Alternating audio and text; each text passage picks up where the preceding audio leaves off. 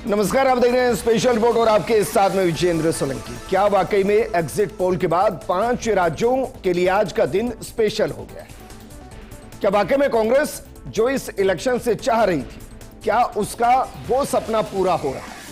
क्या बीजेपी जो इस इलेक्शन से चाह रही थी, क्या उसका सपना पूरा हो रहा है?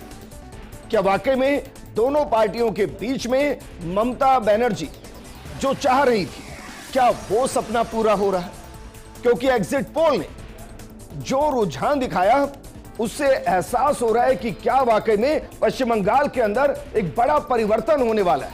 क्या वहां कमल खिलने वाला है? क्या वाकई में असम के अंदर हिमंत बिस्वा शर्मा हैट्रिक बनाते हुए तीसरी बार मुख्यमंत्री पद की शपथ लेंगे? और क्या केरल यूडीएफ के खाते में जाते हुए तमिलनाडु के अंदर क्या वाकई में कांग्रेस गठबंधन सरकार में आने वाली और रिपीट होने वाली, या फिर ये एग्जिट पोल एग्जैक्ट होते होते पश्चिम बंगाल में बदल सकते हैं? क्योंकि पश्चिम बंगाल में एग्जिट पोल का इतिहास कुछ ऐसा ही है कि वो एग्जैक्ट से बड़े दूर रहते हैं। तो चलिए आज हम आपको अलग अलग एजेंसीज के माध्यम से जो सर्वे किए गए, उन सर्वे के बाद जो एग्जिट पोल तैयार हुए, वो एग्जिट पोल किस तरफ इशारा कर रहे हैं, ये आपको बताते हैं। उसके बाद आपको बताएंगे कि एग्जिट पोल होता कैसे है, एग्जिट पोल और ओपिनियन पोल में अंतर क्या है, एग्जिट पोल करते वक्त किन बातों का ध्यान रखा जाता है, और इससे भी ज्यादा एग्जिट पोल में एक राज्य के अंदर कितने सैंपल लिए जाते हैं, जिसके आधार पर यह तय होता है कि कितनी सीटें किस पार्टी को मिल रही है। तो चलिए शुरू करते हैं 5 राज्यों का महा एग्जिट पोल।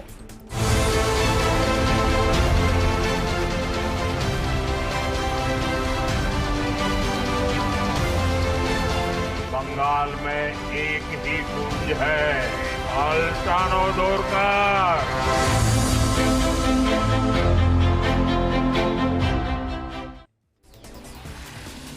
शुरुआत करते हैं उस पश्चिम बंगाल के साथ जहां इस बार इतिहास बना है।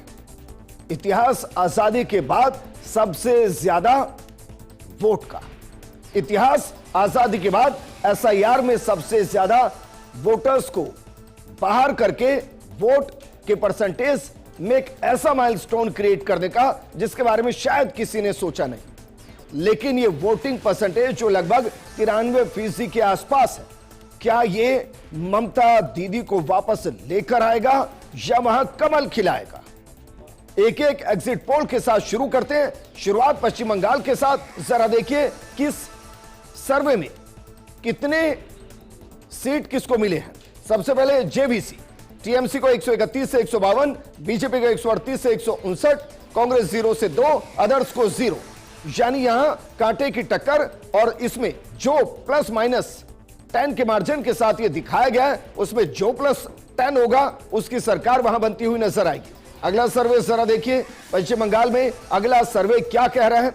अगला सर्वे पश्चिम बंगाल के अंदर है पी मार्क का। पी मार्क ये बता रहा है कि बीजेपी की क्लियर कट मेजॉरिटी के साथ सरकार बन रही है। टीएमसी को 118 से 138 सीटें दी गई है, जबकि बीजेपी को 150 से 175 सीटें दी गई है। कांग्रेस एक बार फिर से बड़ा 0, अदर 2 से 6। अगर पी मार्क के सर्वे को सही माने तो इसके हिसाब से पश्चिम बंगाल के अंदर बीजेपी की मेजॉरिटी के साथ सरकार बन रही है। अगला सर्वे जरा देखिए, अगला सर्वे क्या कह रहा है।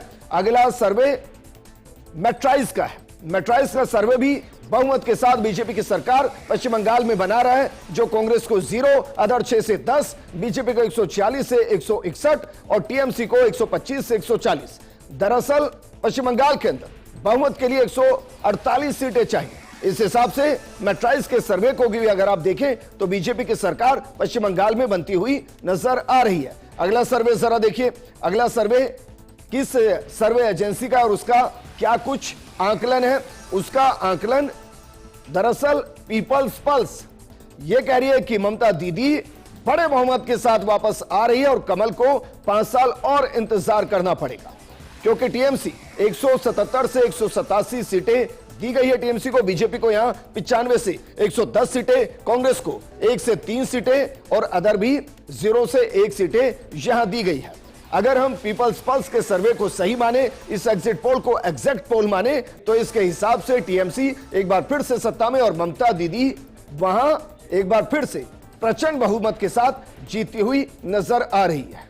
अगला सर्वे जरा देखिए पश्चिम बंगाल के लिए। अगला सर्वे क्या कह रहा है? अगला सर्वे है चाणक्य स्ट्रेटजीज का। यह सर्वे कह रहा है कि बीजेपी मेजोरिटी के साथ सरकार बना रही है। बीजेपी को 150 से 160 सीटें दी गई हैं, जबकि टीएमसी को 130 में से 130 से 140 सीटें दी गई हैं। कांग्रेस को 0, अदर को 6 से 10 सीटें दी गई हैं। चाणक्य स्ट्रेटजी का सर्वे बता रहा है कि पश्चिम बंगाल के अंदर बीजेपी की सरकार बन रही है। तो ये पश्चिम बंगाल के वो सर्वे जो बता रहे हैं कि अगर उसमें पीपल पल्स को छोड़ दिया जाए तो बाकी सर्वे ये इशारा कर रहे हैं कि वहां बीजेपी बहुमत के साथ सरकार बनाती हुई नजर आ रही है। अब जरा असम का सर्वे देखिए कि असम के सर्वे के अंदर किस पार्टी को कितनी सीटें दी गई हैं। जरा एक एक करके शुरू करते हैं। असम के अंदर जो एक्सिस माय इंडिया का सर्वे है, एक्सिस माय इंडिया का सर्वे कह रहा है कि बीजेपी 88 से 100 सीटों के साथ एक बड़े बहुमत में है। कांग्रेस 24 से 26 सीटें और अदर 0 से 3 सीटों के साथ वहां है। यानी कि हेमंत बिस्वा शर्मा एक बार फिर से मुख्यमंत्री की शपथ ले सकते हैं, तीसरी बार मुख्यमंत्री की शपथ ले सकते हैं। अगला सर्वे जरा देखिए असम के अंदर अगला सर्वे क्या कह रहा है। अगला सर्वे जेवीसी का। यह सर्वे भी पूरा वही है जो एक्सिस माय इंडिया का सर्वे है। मसलन 88 से 101 सीटें यहां पर बीजेपी की, कांग्रेस 23 से 33 सीटें और अदर 2 से 5 सीटें। असम के अंदर जेवीसी और एक्सिस माय इंडिया का सर्वे लगभग एक है। अगला सर्वे जरा देखिए। अगला सर्वे क्या कह रहा है? अगला सर्वे जो है वो असम के लिए किसको कितनी सीटें दे रहा है, यह है पी मार्क का सर्वे। पी मार्क का सर्वे भी लगभग सेम है। वह 82 से 94 सीटें बीजेपी को, कांग्रेस को 30 से 40 सीटें, जबकि अदर को 1 से 5 सीटें दी जा रही है। यानी पूरी मेजोरिटी के साथ असम के अंदर बीजेपी की सरकार बन रही है, यह एग्जिट पोल कह रहे हैं। अगला सर्वे जरा देखिए। अगला सर्वे असम के अंदर क्या कह रहा है? यह मैट्राइज का सर्वे है, यह भी लगभग वही है। 85 से 95 सीटें बीजेपी को, कांग्रेस को 25 से 32 सीटें, अदर को 6 से 12 सीटें। यह वो सर्वे है जो एग्जिट पोल के आधार पर हम आपको बता रहे हैं कि वहां क्या हो सकता है। हालांकि हम कह रहे हैं ये एग्जिट सर्वे एक्सिस जो एग्जिट सर्वे वो एग्जैक्ट कितने हैं ये 4 मई को पता चलेगा। लेकिन अगला सर्वे जरा देखिए। असम को लेकर अगला सर्वे पीपल्स पल्स का सर्वे है। पीपल्स पल्स यहां मान रहा है कि बीजेपी की सरकार है। हालांकि वो ये भी कह रहा है कि ये 68 से 72 के आसपास सीटें होंगी, 22 से 26 कांग्रेस होगी, अदर 1928 होंगी। अगर अदर की संख्या को यहां फिर से वही 8 से 10 कर दें तो बीजेपी का वही आंकड़ा आ जाएगा जो इससे पहले एक्सिस माय इंडिया, मैट्राइज और बाकी सर्वे के अंदर आए। यानी असम के अंदर कोई भी सर्वे ऐसा नहीं जो वहां उलटफेर की गुंजाइश की तरफ इशारा करता हो। यानी बीजेपी बहुमत के साथ असम के अंदर सरकार बना रही है, यह एग्जिट पोल के अंदर बताया जा रहा है। आगे बढ़ते हैं। आगे जरा देखिए तमिलनाडु, क्योंकि तमिलनाडु पर नजर है। डीएमके या एआईएडीएमके या फिर जिस तरीके से वहां चुनाव हुए और चुनाव के दौरान बहुत कुछ बदला, उसमें क्या वाकई में टीवीके एक बड़ा मैजिक कर सकती है। जरा देखिए, ये हम एक्सिस माय इंडिया का सर्वे आपको दिखा रहे हैं। एक्सिस माय इंडिया के सर्वे में डीएमके 92 से 110 सीटें, एआईएडीएमके 22 से 32 सीटें, टीवीके 98 से 120 सीटें। क्या वाकई में एक हीरो तमिलनाडु के अंदर जनता के दिलों का हीरो बन गया है? ये एक्सिस माय इंडिया का सर्वे है जो टीवीके को लगभग बहुमत की तरफ ले जाते हुए दिखाई दे रहे हैं। क्या वाकई में इतना बड़ा मैजिक टीवीके कर पाएगा? अगला सर्वे जरा देखिए। अगला सर्वे कौन सी एजेंसी ने किया और उसके आंकड़े क्या? पी मार्क का सर्वे आ गया। पी मार्क का सर्वे टीवीके को बहुत ज्यादा सीटें नहीं दे रहा है, 16 से 26 सीटें दे रहा है, जबकि एआईएडीएमके को 65 से 85 सीटें और डीएमके को 125 से 145 सीटें। हालांकि एक्सिस माय इंडिया और पी मार्क दोनों ये मान रहे हैं कि डीएमके एक बार फिर से सत्ता में वापसी कर सकती है, यानी कि स्टालिन और कांग्रेस वह मजबूत पोजीशन में है। अगला सर्वे जरा देखिए। अगला सर्वे तमिलनाडु का क्या कह रहा है और किस एजेंसी ने किया है? अगला सर्वे है मैट्राइज का। मैट्राइज का सर्वे कह रहा है कि डीएमके को वहां सरकार में वापसी करने में ज्यादा समस्या नहीं आएगी। 122 से 132 सीटें डीएमके के खाते में, 87 से 110 सीटें एआईएडीएमके के खाते में, टीवी के 10 से 12 सीटें। ये मैट्राइज का सर्वे तमिलनाडु को लेकर है। आगे बढ़िए जरा, देखते हैं अगली एजेंसी कौन सी और उसका सर्वे क्या कह रहा है। पीपल पल्स का सर्वे, ये डीएमके को बहुमत की तरफ ले जा रहे हैं। 125 से 145 सीटें डीएमके को, जबकि एआईएडीएमके को 65 से 80 सीटें, टीवीके को 18 से 24 सीटें, अदर 2 से 6 सीटें। कुल मिलाकर इन सर्वे पर अगर गौर करें तो उसमें एक्सिस माई इंडिया के सर्वे को छोड़ दिया जाए तो बाकी वहां पर डीएमके गठबंधन को सरकार बनाने की तरफ इशारा कर रहा है। अगला सर्वे जरा देखिए। अगला सर्वे तमिलनाडु के अंदर चाणक्य स्ट्रेटजीज का है। वो क्लियर कट है कि डीएमके की टक्कर में वहां कोई नहीं है। 145 से 160 सीटें डीएमके को मिली है, एआईएडीएमके को 50 से 65 सीटें, टीवी के 0 और अदर 18 से 26। अब जरा दो देखिए, एक तरफ चाणक्य का सर्वे है जो कह रहा है कि टीवी के वहां है ही नहीं, वो एक भी सीट नहीं जीत रही है, और दूसरी तरफ है एक्सिस माई इंडिया का सर्वे जो कह रही है कि टीवी के 118 20 सीटें जीत सकती है। अब सर इन दोनों सर्वे को एक बार समझिए और महसूस कीजिए, क्या सैंपल साइज इतना बदल सकता है कि एक सर्वे एक पार्टी जो पहली बार चुनाव लड़ रही है उसको 120 सीटें दे दी और एक सर्वे उसको 0 सीट दे। यहां से शक पैदा होता है कि क्या वाकई में सैंपल साइज महत्वपूर्ण है, क्या आप किससे बात करें महत्वपूर्ण है। इसलिए आज हम आपको बताने वाले हैं कि सर्वे होते कैसे, सैंपल कैसे पिक होते हैं, कैसे कैलकुलेशन होता है, कैसे आंकड़े निकलते हैं।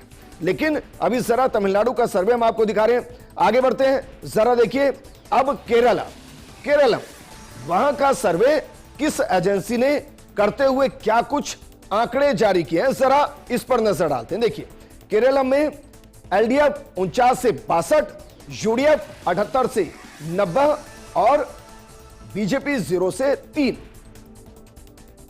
अभी वहां पर एलडीएफ की सरकार है, तो क्या परिवर्तन हो रहा है? क्या वहां पर यूनाइटेड डेमोक्रेटिक फ्रंट सरकार बनाने की स्थिति में है? अगर ऐसा है तो वहां परिवर्तन है और यह कांग्रेस के लिए सुखद खबर है। यह हम एक्सिस माई इंडिया का सर्वे आपको बता रहे हैं, जहां एलडीएफ को 49 से 62, यूडीएफ को 78 से 90 और बीजेपी को वहां 0 से 3। अगला सर्वे जरा देखिए। अगला सर्वे जेवीसी का है। वो कह रहा है कि यूडीएफ की सरकार है, 72 से 84 सीट आएंगी, एलडीएफ को 52 से 61 सीटें आएंगी, बीजेपी 3 से 7। यानी कि यहां सत्ता परिवर्तन की तरफ जैसे पश्चिम बंगाल में, उसी तरीके की हवा केरलम के अंदर भी नजर आ रही है। अगला सर्वे देखिए। केरलम का अगला सर्वे है पी मार्क का, जो यूडीएफ को 71 से 79 सीटें, एलडीएफ को 62 से 69 सीटें और बीजेपी को 1 से 4। ये जो सर्वे बता रहे हैं कि केरलम के अंदर परिवर्तन की बयार बह रही है, लेकिन क्या है परिवर्तन की बयार बहते बहते सत्ता परिवर्तन करा देगी, ये 4 मई को पता चलेगा जब एग्जैक्ट पोल आएंगे, जब मतपेटियां खुलकर परिणाम आएंगे। अगला सर्वे जरा देखिए। केरलम का अगला सर्वे क्या कुछ कह रहा है। केरलम का अगला सर्वे मैट्राइज ने किया। मैट्राइज भी वही कह रही है, यूडीएफ 70 से 75, एलडीएफ 60 से 65, बीजेपी 3 से 5। लेकिन यहां एक गौर करने वाली चीज है। गौर करने वाली बात केरलम में यह है कि अगर +-10 का डिफरेंस आया तो यहां सरकार किसकी बनेगी, इसको लेकर एक बड़ा पेच फंस सकता है। और उस पेच के अंदर क्या बीजेपी की फैक्टर हो सकती है, यह महत्वपूर्ण है। क्योंकि अगर बीजेपी 5 से 8 सीटें वहां लेकर आती है और एलडीएफ और यूडीएफ टाई की तरफ बढ़ते हैं तो वहां बीजेपी किंग नहीं होकर किंग मेकर की भूमिका में होगी। और क्या वाकई में केरल के अंदर बीजेपी किंग मेकर हो सकती है, यह 4 मई को तय होगा। लेकिन यह सर्वे बहुत कुछ बता रहे हैं। अब जरा अगला सर्वे देखिए। अगला सर्वे क्या कह रहा है। पीपल पल्स का सर्वे है। पीपल्स पल्स का सर्वे कह रहा है कि यूडीएफ 75 से 85 सीटें, एलडीएफ 55 से 65 सीटें, बीजेपी 0 से 3 सीटें। और इसके साथ वहां यूडीएफ की सरकार बनाने का दावा पीपल्स पल्स का सर्वे कर रहा है। अब बात करते हैं पुडुचेरी की। पुडुचेरी के अंदर किसकी सरकार हो सकती है, एग्जिट पोल क्या कुछ कह रहे हैं, जरा एक नजर इस पर भी डालते हैं। देखिए जरा कौन सा सर्वे क्या कह रहा है? एक्सिस माई इंडिया का सर्वे पुडुचेरी के अंदर कह रहा है कि बीजेपी 16 से 20 सीटें, कांग्रेस 6 से 8 सीटें, इसके अलावा अदर 3 से 7 सीटें। क्लियर कट है, पुडुचेरी के अंदर बीजेपी के बहुमत की सरकार बन रही है। अगला सर्वे जरा देखिए, अगला सर्वे क्या कह रहा है पुडुचेरी के अंदर? पुडुचेरी के अंदर अगला सर्वे है पीपल पल्स का, उसमें बीजेपी 16 से 19, कांग्रेस 10 से 12, अदर 1 से 2। यहां पर भी बीजेपी गठबंधन को बहुमत मिल रहा है। अगला सर्वे देखिए पुडुचेरी का क्या कह रहा है। पुडुचेरी के अंदर जो अगला सर्वे है प्राजा पोल का है, उसमें बीजेपी 1925, कांग्रेस 6 से 10 और अदर 1 से 3। अगला सर्वे देखिए पुडुचेरी में लगभग हर सर्वे बता रहा है कि पुडुचेरी के अंदर बीजेपी की सरकार बन रही है, बीजेपी गठबंधन की सरकार बन रही है। लेकिन ये सब कुछ तय हुआ है एग्जिट पोल में। तो चलिए अब हम आपको यह भी बताते हैं कि एग्जिट पोल क्या होता है, इसको कैसे किया जाता है। एग्जिट पोल एक तरह का चुनावी सर्वे होता है जो मतदाताओं से बातचीत के आधार पर तैयार किया जाता है। मतदान के तुरंत बाद सर्वे एजेंसियां, न्यूज रिपोर्टर्स ग्राउंड जीरो पर जाते हैं। वो वोटर से उनकी राजनीतिक पसंद नापसंद ऐसे मुद्दों पर बात करते हैं और वोटिंग के वक्त मतदाता ने किन बातों पर फोकस किया है, ऐसे सवालों के जरिए वोटर्स का मन टटोलने की कोशिश करते हैं। उसी आधार पर तैयार डेटा को एग्जिट पोल के रूप में पेश किया जाता है। हालांकि कई बार एग्जिट पोल और असल नतीजे कई बार बिल्कुल उलट होते हैं। कभी कभी असल नतीजों के आसपास या सही साबित भी एग्जिट पोल होते हैं। लेकिन दो शब्द इलेक्शन के दौरान आप सुनते हैं, एक सुनते हैं एग्जिट पोल और दूसरा सुनते हैं ओपिनियन पोल। अभी जो आ रहा है वो एग्जिट पोल आया है, तो ओपिनियन पोल क्या होता है, दोनों के बीच में अंतर क्या होता है, जरा एक बार इसको भी देखिए। एग्जिट पोल वोट डालने के बाद होता है, ओपिनियन पोल चुनाव से पहले होता है। एग्जिट पोल वास्तविक वोटर से होता है, ओपिनियन पोल संभावित वोटर से होता है। एग्जिट पोल सटीकता इसकी ज्यादा होती है, ओपिनियन पोल सटीकता कम होती है, क्योंकि यह इलेक्शन से पहले होता है। वोटर का मन इलेक्शन के दौरान चुनावी सभाएं, रैलियां, नेताओं से मिलना, चुनावी घोषणा पत्र जारी होना, इन सब पर बहुत कुछ निर्भर करता है। और इसलिए ओपिनियन पोल से आते आते एग्जिट पोल तक आंकड़े बदलते हैं। हालांकि एग्जिट पोल से आते आते एग्जिट पोल तक भी आंकड़े बहुत बदलते हैं। लेकिन इसको लेकर भारत में नियम क्या है? ऐसा थोड़ी ना कि कभी भी अब एग्जिट पोल कर सकते हैं, कभी भी उसको प्रसारित कर सकते हैं। ऐसा तो नहीं कि इसके प्रसारित होने से इलेक्शन प्रभावित हो। इसको लेकर बाकायदा इलेक्शन कमीशन ऑफ इंडिया और representation of the people act 1951 के अनुसार एग्जिट पोल पर सख्त नियम होते हैं। मतदान शुरू होने से लेकर आखिरी चरण की वोटिंग खत्म होने तक एग्जिट पोल दिखाना पूरी तरह से बैन होता है। वोटिंग खत्म होने के बाद ही एग्जिट पोल दिखाए जा सकते हैं। नियम तोड़ने पर जुर्माना और कानूनी कार्रवाई हो सकती है। तो फिर जो एग्जिट पोल हो रहा होता है, ये कब हो रहा होता है, इसमें कितने लोगों से बात होती है? उदाहरण के तौर पर लीजिए, अगर एक विधानसभा के अंदर 2 लाख वोटर्स हैं तो 2 लाख में से कितनों से बातचीत होगी? अगर पश्चिम बंगाल का उदाहरण लीजिए, वहां लगभग 7 करोड़ के आसपास वोटर अगर हैं तो उनमें से कितनों से बातचीत होकर यह तैयार होता है? यह सैंपल साइज कितना होता है, जरा इसको भी देखिए। इसको लेकर अलग अलग विचारधाराएं और अलग अलग एजेंसीज के कैलकुलेशन है। लेकिन फिर भी भारत में आमतौर पर 10,000 से 1 लाख सैंपल लिए जाते हैं। बड़े चुनाव यानी कि लोकसभा के अंदर 1 से 5 लाख तक यह आंकड़ा हो सकता है। एक्सिस माई इंडिया 5 लाख तक सैंपल लेती है। CSDS 20,000 से 50,000 सैंपल लेती है। इसका मतलब, अच्छा देखिए, ये जो 1 लाख के आसपास का सैंपल हम हाईएस्ट मान लेते हैं। ये जो 1 लाख का सैंपल है, ये एक विधानसभा सीट पर नहीं है। मसलन अगर हम पश्चिम बंगाल की बात कर लें तो पश्चिम बंगाल के अंदर 294 सीटों पर यह सैंपल लिया गया। मोटे तौर पर आप मान लीजिए हर सीट पर लगभग अगर मानकर चलें तो 300-400 लोगों से बातचीत हुई है।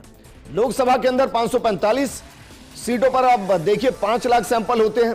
तो सैंपल साइज क्या वाकई में 200-300 लोगों से बातचीत कर लेना क्या एक विधानसभा का सही रुझान मिल पाता है?